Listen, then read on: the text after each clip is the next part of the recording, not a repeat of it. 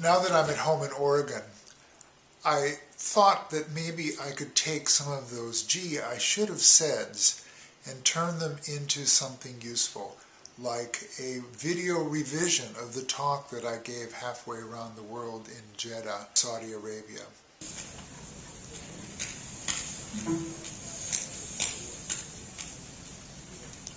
like to welcome John Smith.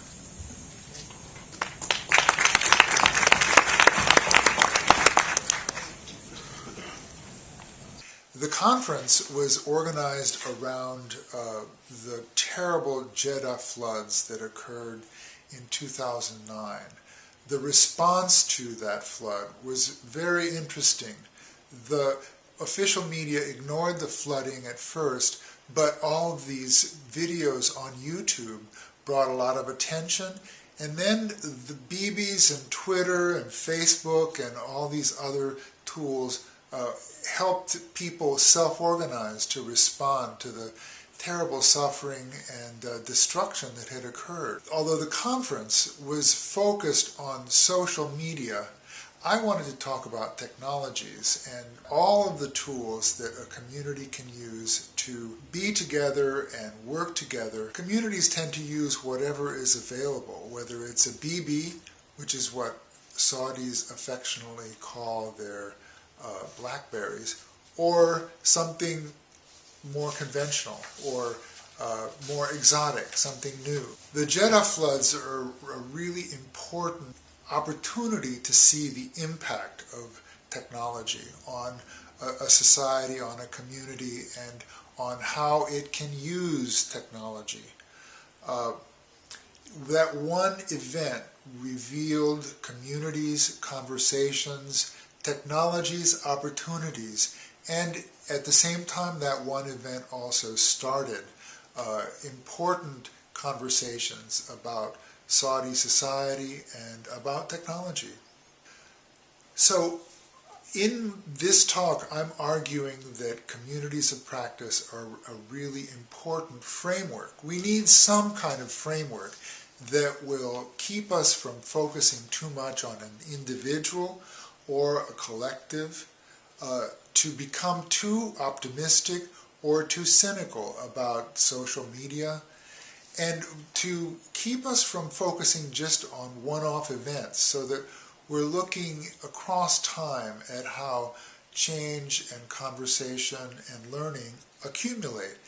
And, you know, my argument, of course, is that learning is really a key, that when people learn collectively and individually, that has long-term important consequences that we need to pay attention to, and a community of practice framework kind of really brings that out. Joseph Sikekwu is using a very old-fashioned technology called radio to organize and support a sustained conversation. Have a look. Sikekwu Joseph from Tanzania, and I work with Fadeco Community Radio, a radio which is working to empower farmers to be able to overcome poverty, have enhanced food security. Now, one of the things we do is not only to give expert knowledge to the farmers via radio, but also to give a platform to the farmers, because they are voiceless, to be able to talk on the radio. And one of the things that I've discovered is that in order to have the voices of the farmers, you need equipment to be able to capture their voices, to document the experiences.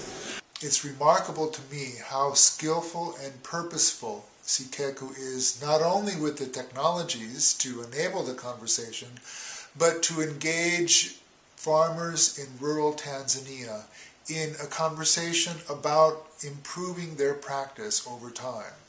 Using Wenger's framework to think about Sikekwu's story, we can consider how community, domain, and practice interact to advance the community's connection with itself, awareness of itself, awareness of its practice, and improvement of its practice over time. They talk about techniques, about prices, about what it means to be a farmer in Tanzania. And Sikekwu has picked some interesting combination of tools, an MP3 recorder that he takes around to use for interviews, a computer to edit the interviews before broadcasting them, text messages to gather information from people, and even interviews on a mobile phone, which in many contexts would be invisible or not new technology, but is very effective for this purpose. The community practice and domain model helps us make comparisons across communities. This model that we developed in Digital Habitats, however, focuses on the differences between communities. It helps us think about how Sikeku's community couldn't actually meet for a meeting altogether physically, but they had a kind of ongoing conversation on the radio where they could listen to issues, to news, to listen to themselves. So it created a sense of awareness and of connection among them. So it turns out that communities settle on a mix of tools, not only in response to their orientation, what they want to do together, but also in response to some balance between strong and weak ties. Malcolm Gladwell recently argued that authors like Clay Shirky and others misunderstand social change when they argue that Twitter and Facebook and all of those other tools is of any significance in promoting social change. He argues that, in using an example from U.S. history, that social change is due to strong ties, that people who are initiating some kind of evolution in a society need to be tightly linked. My argument is that a community of practice actually combines weak ties with strong ties, and that's its unique power to bring them together, to have a continuum of weak and strong ties. That in the case of Sikeku, listening to a radio is a weak tie, but there are many people that are interviewed, those are stronger ties, that help him buy a microphone or help him with a broadcast or provide critical information. So at the center of Sikeku's community, there are many strong ties that actually make it function, make it alive. We really need to talk about what we mean by social change. How can we talk about social change without including learning, without including those sustained conversations about how to do things, about capacity, about skills, about knowledge? Without those, social change becomes window dressing and not real.